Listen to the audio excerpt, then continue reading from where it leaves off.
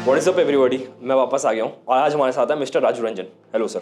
Hello, how are you? Good good good. काफ़ी traders का ये क्वेश्चन रहता है कि जब हम दोस्तों के साथ बैठते हैं, ऐसे बात कर रहे होते हैं लोगों के साथ, तो हम कभी विनिंग सेक्टर्स या विनिंग स्टॉक्स पिक नहीं कर पाते हैं। तो ऐसी कोई स्ट्रैटेजी या कोई आपकी ट्रिक जिससे आप हमें हेल्प कर सको विनिंग सेक्टर्स और स्टॉक में रहने के लिए?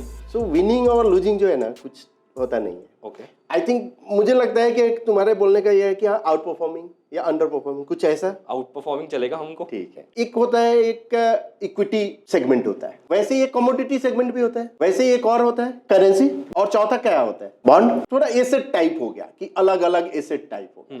अब पैसा जो रोटेशन जो होता है वो क्या होता है? Equity to commodity, commodity to bond, bond to USD INR, इस तरह से होता है। ये इसी साइकिल में होता है या फिर कभी भी कहीं भी जा सकता है? कहीं भी कहीं पे। Okay okay. अब तुम ये सोचो कि कब इक्विटी में डालना है पैसा, कब कमोडिटी में ज्यादा आपका लिवरेज यानी रखना चाहिए, एक्सपोजर यानी कब बॉन्ड में जाना चाहिए, कब यूएसडी INR। यस, उसको हम सबसे पहले एड्रेस करेंगे। ठीक है। फिर उसके बाद आएंगे कि यहाँ की अगर इक्विटी में अगर आना है तो फिर सेक्टर कौन सा, स्टेप 2। स्टेप 2। यस। अब अगर फिर सेक्टर अगर हम आइडेंटिफाई कर दिए, फिर उस सेक्टर का स्टॉक कौन सा, तो स्टेप 3। स्टेप 3। ओके, ठीक है। फिर स्टॉक आइडेंटिफाई कर दिए, उस स्टॉक में से कौन सा स्टॉक, तो ये लास्ट स्टेप। तो सबसे पहले अगर आप जाओगे, ये चार्ट देखो, एक क्या होता है, ये अगर आप चार्ट देखोगे, 4 चार्ट है। यस। एक जो है निफ्टी 50 का चार्ट है, दूसरा जो चार्ट है कौन सा है? गोल्ड। Gold upon Nifty 50। आप देखो, गोल्ड का चार्ट नहीं है, गोल्ड अपॉन निफ्टी 50। राइट। ये क्या हो गया? RS चार्ट हो गया। ओके। यानी RS का बहुत सारे वीडियो हमने कवर किया है, तो आप एक जाके लाइन में सर बेसिक अगर बता दे RS। अगर एक लाइन में अगर हम बात करें कि इस स्क्रीन पे हम दोनों हैं, यस। दोनों में अगर हम देखें कि स्ट्रॉन्गर कौन सा है, आप सर। तो वही होता है कि RS। ओके। मतलब दोनों में अच्छा, अब अगर हम बोले कि हाँ कि अब दोनों हम लोग हैं, एक ब्रजेश भाई के साथ तुम्हारा वीडियो हुआ था, यस। तो अब तीनों अगर है तो तीनों में कौन है? Brijesh sir, of course. तो ऐसा नहीं है कि हाँ कि तुम स्ट्रांग नहीं हो, रिलेटिवली कौन है, फिर रिलेटिवली कौन है। Okay. तो वही बताता है कि रिलेटिव स्ट्रेंथ कि इसके अगेंस्ट। अब गोल्ड निफ्टी 50 के अगेंस्ट क्या है, उसका है RS चार्ट। Okay. वैसे ही ये USD INR करेंसी का हो गया। राइट। और तीसरा जो हो गया GS कंपोजिट यानी बॉन्ड का हो गया। ओके। अब यहां पे अगर आप देखोगे, एक जो है हमने एक इंडिकेटर केवल प्लॉट किया है, ये आपको दिख रहा होगा, जो कि D स्मार्ट लाइन है। Simple D smart line indicate क्या करता है कि उसके ऊपर अगर है बुलिश है, उसके नीचे है बेरिश है, इतना केवल समझ के चलो, सिंपल कर दो। अब यहां इस पेज में पहले देखो, ये जब था यहां तो क्या हुआ था? D स्मार्ट के ऊपर में गया यहां। अब जैसे ये गया, ये अगर यहां पे रखोगे तो आपको दिखेगा जुलाई से लेकर अभी तक ये D स्मार्ट के ऊपर में है, पूरा ऊपर में। क्लियर ट्रेंड दिख रहा है कि क्लियर ट्रेंड है। अब ये कौन सा चार्ट है? Gold upon Nifty 50। सो D स्मार्ट के ऊपर में है, इसका मतलब क्या है कि गोल्ड आउट परफॉर्म कर रहा है, आउट परफॉर्मिंग निफ्टी। ओके। मतलब गोल्ड, अभी निफ्टी बोल सकते हो या गोल्ड बोल सकते हो कि commodity is out performing against equity. Okay. Because equity का जो है मेजर निफ्टी है, तो इसलिए कमोडिटी आउट परफॉर्म कर रहा है। अब यहां पे देखो, इस फेज में क्या है? साइडवेज बोल सकते हो, मतलब कुछ खास हुआ ही नहीं इधर। राइट। ये भी सेम है, साइडवेज। यस। सेम इक्विटी भी साइडवेज। जुलाई से लेकर अभी तक इक्विटी कुछ नहीं किया है, लेकिन किधर आउट परफॉर्मेंस था? आउट परफॉर्मेंस सीधा था। ये कैसे समझ आया? Through RS। तो अब ये चारों जो है ना, ऑन डेली बेसिस देखना चाहिए। Why daily basis sir? Reason क्या होता है कि अगर वीक में भी देखते हो तो चलेगा। रीजन क्या होता है कि तुमको इमीडिएट समझ में आता है कि किधर आउट परफॉर्मेंस शुरू हुआ है। अगर मान लो कि यहाँ की कमोडिटी में अंडर परफॉर्मेंस स्टार्ट हो गया, मतलब एटलीस्ट कमोडिटी में अब एक्सपोजर कम करो। ओके। तो कमोडिटी में अगर हो रहा है, मतलब कहीं ना कहीं इक्विटी में या कहीं दूसरा एसेट क्लास में उधर वहां पे मूवमेंट होगा, तो उस एसेट हमें क्लास दिख जाएगा। ओके। तो इधर ठीक है, तो ये समझ आ गया। यस। तो अब ये निफ्टी मेरे लिए हो गया कि इक्विटी जो है आउट परफॉर्म। अब इक्विटी में हम आएंगे कि कौन सा sector, step 2 which is step 2 में। ओके। एक क्वेश्चन मेरा सर है, आपने ये जैसे हमने गोल्ड अपॉन निफ्टी 50 कर रखा है और ये कर रखा है, ये लगाया कैसे है, एक बार वो बता सकते हैं? तो ये जो चार जो है ना, इसमें चार हमने सेलेक्ट कर लिया, लेआउट जो है ना चार। ओके। इसमें क्या किया, निफ्टी 50 का सिंपल चार्ट डाल दिया, यस जो यहां से यानी अगर आप चार्ट डालोगे तो अब इसमें आप चार्ट पे क्लिक करो, तो आप पॉइंट एंड फिगर आरएस देखो, ठीक है ये तो यहां आप क्या करोगे, गोल्ड, इसमें डालोगे निफ्टी 50। ये न्यूमरेटर और ये डिनोमिनेटर, करेक्ट, ठीक सिंपल। है और जैसे जैसे वैसे ही तीनों का आप कर सकते हो। ठीक है सर। तो स्टेप 1 तो हमारा कंप्लीट हो गया, जिसमें हमने पता कर लिया किस एसेट क्लास में मूवमेंट ज्यादा है। नेक्स्ट स्टेप पे आते हैं सर। अब नेक्स्ट स्टेप में अगर आते हैं तो सेक्टर एनालिसिस का मल्टीपल मेथड हो सकता है, हर एक लोग का मेथड अलग अलग हो सकता है, राइट। केवल एक मेथड अगर आप फॉलो करें ना, उसको कंटिन्यू फॉलो करो, ओवर अ टाइम रिजल्ट आएगा। ऐसा आप सोचोगे कि एक दिन में मेरा आएगा, नहीं होता है, मार्केट में ऐसा होता ही नहीं है। अब अर्जुन में अगर आप आओगे, यहाँ एक मैट्रिक्स है, एक प्राइस यानी आरएसएस स्कैनर है, यहाँ पे आपको दिख रहा होगा, यस ठीक है। अब अगर मैट्रिक्स में हम आ जाते हैं, यहाँ सिंपल एक अल्टीमेट पीएनएफ आरएस मैट्रिक्स है, अल्टीमेट पीएनएफ आरएस मैट्रिक्स। ये डायनेमिक आरएस हो गया, समझ लो। मतलब डायनेमिक आरएस कैसे, इसमें क्या करता है कि एवरी, अगर सेक्टर का अगर हमको एनालिसिस करना है तो every sector divided by another sector होता है, ओके।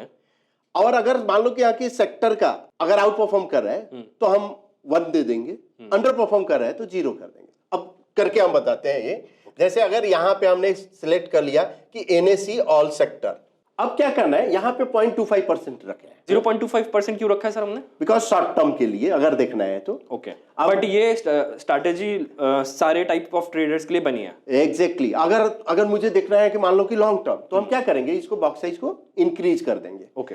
मुझे देखना है कि यहाँ की मीडियम टर्म, तो बॉक्स साइज को हम 1% कर देंगे, लॉन्ग टर्म के लिए 3% कर दिए, राइट। यहाँ पे इवन अगर आपको चाहिए ना 0.10 भी कर सकते हो, इसका कोई इशू नहीं है, लेकिन 0.25% फेयर एनफ, मतलब कोई इशू नहीं है। रिकमेंडेड इज 0.25% पे देखो, कोई इशू नहीं है। ओके। अब 0.25% में हमने किया, बाकी कुछ भी आप चेंज मत करो, केवल स्कैन कर दो यहाँ। ओके। ये क्या करता है, ये देखो कहीं पे 1 आ रहा है, कहीं पे 0 आ रहा है, राइट। 0 आ रहा है वो रेड हो जा रहा है, 1 आ रहा है मतलब ग्रीन, तो ग्रीन है मतलब आउट परफॉर्म कर रहा है, रेड है मतलब अंडर परफॉर्म कर रहा है, ठीक है। ओके। अब देखो, अब यहाँ पे एक और दिख रहा है कि एलसीपी दिख रहा है, लास्ट क्लोजिंग प्राइस, टोटल दिख रहा है, यस। मतलब ये टोटल ये ऐड करके दिखता है, ठीक है। ओके। यहाँ पे सेक्टर का नाम दिख गया। अभी 43 सेक्टर है, ओके, ठीक है। सो 43 जो सेक्टर है एवरी 43 से डिवाइड होगा, ठीक है, ठीक है, और टोटल अपने को स्कोर मिल जाएगा। अब देखो, अब अगर हम टोटल पे अगर हम क्या करेंगे, शॉर्ट कर दिए, इधर क्या हुआ, ये 41, कोई निफ्टी फिनसर, एक्स bank, Nifty realty, Nifty capital market, MSIT. अब यहां देखो 41, 41, 40, 38, मतलब ये सब जो सेक्टर है ये आउट परफॉर्म कर रहा है, निफ्टी को आउट परफॉर्म कर रहे हैं, एवरी सेक्टर को, नॉट निफ्टी को। बिकॉज आप देखो ये फिन सब जो है ना 43 में 41 है, मतलब कोई एक सेक्टर, 2 सेक्टर है, तो एक तो जो होगा वो खुद सेम, एक और कोई जो होगा जिसको ये अंडर परफॉर्म कर रहा होगा, which is ये जिस पे 0 डाला है, ये निफ्टी कैपिटल मार्केट। समझ में आया? तो कैपिटल मार्केट के 0 दिख रहा है, ठीक है, समझा, इसलिए इसको 41 हुआ, नहीं तो 42 होता, राइट, ठीक है। 42 से ज्यादा नहीं होगा बिकॉज एक तो 0 ही रहेगा, ठीक है। अब एक चीज देखो, अब इसमें तुम्हारे माइंड में ये हो सकता है ना कि यहाँ भी 41, ये 41 हुआ, अब सेक्टर कौन सा सिलेक्ट करे, तो उसको जो है ना और सिंपल कर डालते हैं। ओके। अगर निफ्टी 50 जो आपको दिख रहा है, हाँ, निफ्टी 50 के ऊपर जितना सेक्टर है ना, ठीक है, उसको आप सेलेक्ट कर लो कि ये आउट परफॉर्म कर, मतलब ये ग्रीन फ्लैग से आप एंटर करोगे तो it will be safe bets, because Nifty 50 तक अगर आप देखो 30 है, मतलब 31, 34, 37, 38, 40, 41, ये आपके पास 5 जो सेक्टर है, वो 5 सेक्टर आपका आ गया, ठीक है, सिंपल, ठीक है, तो सेक्टर आइडेंटिफाई हो गया। यस। अब जब सेक्टर आइडेंटिफाई हो गया कि यहाँ की ये 5 सेक्टर आउट परफॉर्म कर रहे हैं, अब आउट परफॉर्मेंस में होता है कि यहाँ की जब आप इंडेक्स देखते हो ना कि निफ्टी 50 भी अगर आउट परफॉर्म कर रहा है, मतलब निफ्टी 50 भी ऊपर जा रहा है, तो इस सेक्टर प्रोबेबिलिटी हाई रहता है कि ये भी आउट परफॉर्म करे।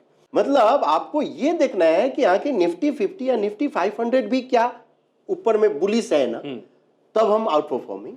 जैसे अभी हमने चार्ट पे देखा था, फर्स्ट स्टेप में जो चार्ट था उसमें साइडवेज में था, हाँ। तो ये अभी जो सिनेरियो हमको दिख रहा है ये साइडवेज वाला ही है या ये साइडवेज वहां पे अगर देखोगे तो यानी बुलिश अभी चेंज हुआ है, ओके, बिकॉज डी स्मार्ट के ऊपर में गया है, निफ्टी ओवरऑल साइडवेज है, लेकिन उस फेज में भी तो कोई सेक्टर तो चल रहा होगा, राइट, तो वो सेक्टर कौन सा है, ये ठीक है, ये हेवी आउट परफॉर्मर्स बोल सकते हैं हम। हाँ, समझ ठीक में है, आया? समझा। तो अब सेक्टर आइडेंटिफाई हो गया।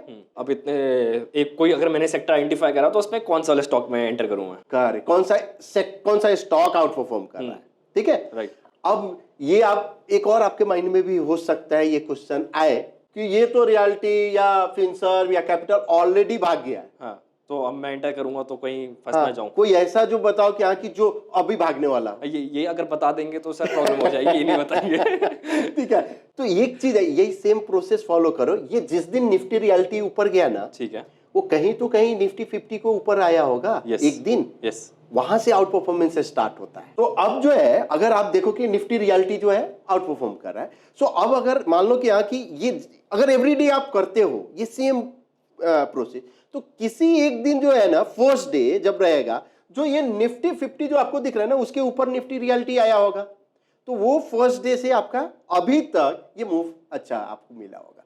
तो वहां से आपको स्टार्ट करना है। ऐसा नहीं कि आगे ये आउट परफॉर्म कर रहा है तो अब तो हो गया, अब दूसरा हम ढूंढे, नहीं, ये ढूंढते रहोगे। फिर अब आ जाते हैं स्टॉक सिलेक्शन पे। ओके। अब इस जैसे मैंने बोला ना कि यहाँ की सेक्टर आइडेंटिफाई के लिए बहुत सारा मेथड है जो एक सिंपल है, वैसे भी ये स्टॉक के लिए भी बहुत सारे मेथड हो सकते हैं। लेकिन सर आपका मेथड क्या है वो बताओ। तो दो मेथड हम डिस्कस कर लेंगे। ठीक है। एक जो है ना, अब ये इसी मेथड पे हम कहीं स्क्रीन चेंज नहीं करेंगे। मुझे मालूम चल गया निफ्टी रियल्टी और फिनसर्व एक्स बैंक ये है। सो अब क्या करो कि आके यहाँ पे क्लिक करो और कोई जो सेक्टर आपको, जैसे निफ्टी फिनसर्व है ना, रियल्टी है, कोई भी आप सेक्टर बोलो। जैसे आप रियल्टी, यहाँ पे रियल्टी सेलेक्ट कर लो। ओके। अगर शॉर्ट टर्म चाहिए तो 0.25% रखो, मीडियम चाहिए तो 1% कर दो, लॉन्ग टर्म चाहिए तो 3%। राइट। बाकी कुछ भी चेंज नहीं, स्कैन कर दो। फिर से आप सोचो कि क्या कर रहा है। रियल्टी में जितने भी स्टॉक है ना, उसको one stock divided by another. So अब जो है ना ये स्कैन हो गया। यस। पूरे अब एक एक करके डिवाइड कर दिया पूरे सेक्टर को। अब हम क्या करेंगे, ये टोटल स्कोर पे जो है ना यहाँ पे क्लिक कर दिए, सॉर्टिंग कर दिया, तो सॉर्टिंग कर दिए। ठीक है, अब टोटल जो हाईएस्ट स्कोर है, मतलब आउट परफॉर्म कर रहा है, तो प्रेस्टीज आपका आ गया। यस। ठीक है, शोभा आ गया। अब आप प्रेस्टीज पे अगर आप क्लिक करोगे फिर आपका चार्ट ओपन हो जाएगा। जिस फॉर्मेट में, जिस टेम्पलेट में आपका टेम्पलेट सेव है, उस पे हो जाएगा। अभी आपने सर ये मूविंग एवरेज लाइन लगा रखी है? मूविंग एवरेज है। ओके। जो 10 कॉलम मूविंग एवरेज। ओके। ये जो चार्ट खुला है पॉइंट एंड फिगर चार्ट है, आपको हमारी डिफाइनर्स लाइब्रेरी में जाके ये इसके बारे में सब कुछ पता चल जाएगा, चाहे वो पैटर्न्स हो चाहे वो इंडिकेटर्स हो। अगर हम बात करें कि यहाँ की पोजीशन लेने का, एक चीज हम हमेशा सबको ये करते हैं कि ऐसा नहीं कि यहाँ की पैटर्न आपको दिख गया कि यहाँ की बहुत स्ट्रांग पैटर्न है, ले ले। नहीं, क्या मेरे ये रिस्क में बैठता है? अगर रिस्क नहीं है ना, चाहे पैटर्न कितना भी स्ट्रांग, छोड़ दो। अब रिस्क कैसे डिफाइन करोगे? आप खुद डिफाइन करोगे। मेरे एक स्टॉक में नॉट मोर देन 3%, सो ये डिफाइन हो गया। मतलब अपने सिस्टम पे आप स्टेक हो, करेक्ट, और आप अपनी रिस्क एपेटाइट के साथ डिसाइड कर रहे हो। एग्जैक्टली। अब आ जाते हैं, अगर ये चार्ट बंद किए और फिर से, तो वैसे ही शोभा पे आप ये करोगे, ब्रिगेड पे, और जो आपको लगता है कि वो ये कर सकते हैं। एक बहुत जोर से क्वेश्चन आ रहा है सर, यहाँ से हम बाय सेल कर सकते हैं क्या? सो जैसे आप यहाँ पे रखेगा तो बी और एस आ जाएगा। डायरेक्ट आप यहीं से अगर बी पे आप क्लिक करोगे तो आपका बाई हो जाएगा। This is the power of ecosystem.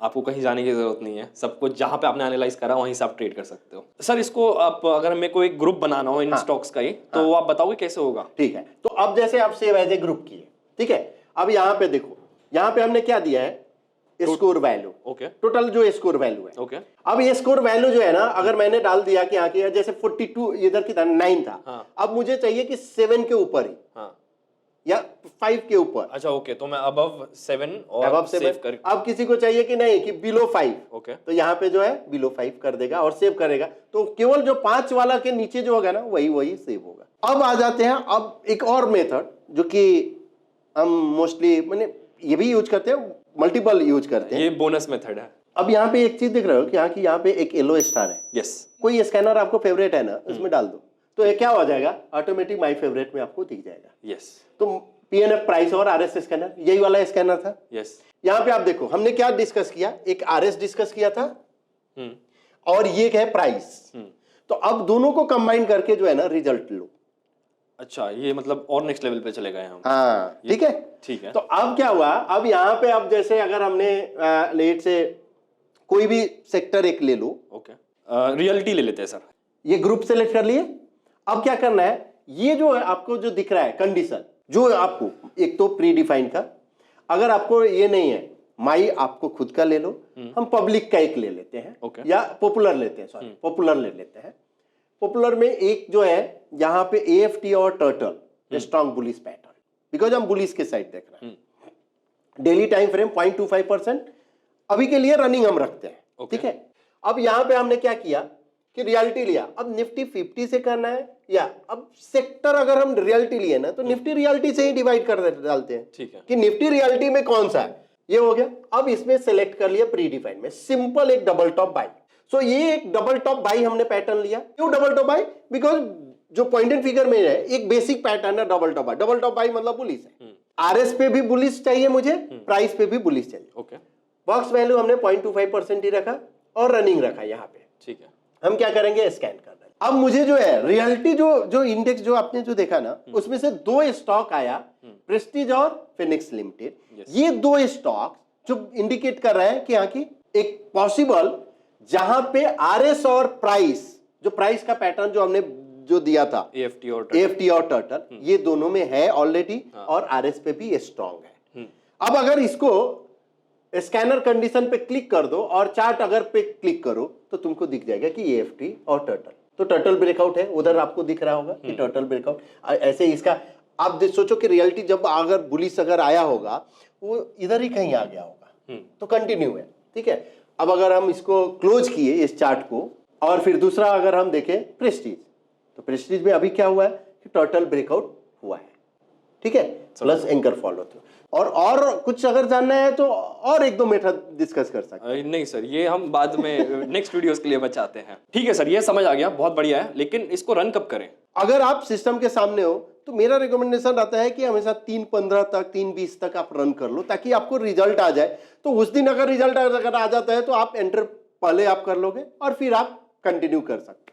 अगर मान लो आप नहीं हो, आप ऑफिस में हो, मीटिंग में हो, तो नेक्स्ट डे आप आओ, यानी इवनिंग में आओ, इवनिंग में रन करो ये सेम स्कैनर और सेम प्रोसेस।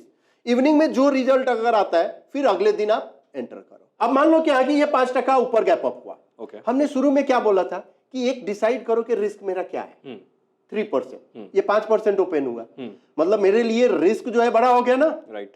तो मेरे लिए वो कैंडिडेट ही नहीं है, छोड़ दो, वेट करूं, वेट कर लो, या फिर और आगे, या दूसरा स्टॉक है ना। ऐसा थोड़े है कि आगे हम इसी से शादी किए हुए हैं, नहीं ना, फिर दूसरा स्टॉक देखो, मार्केट में बहुत सारे स्टॉक है, बहुत सारे, तो वो उधर अपॉर्चुनिटी लो।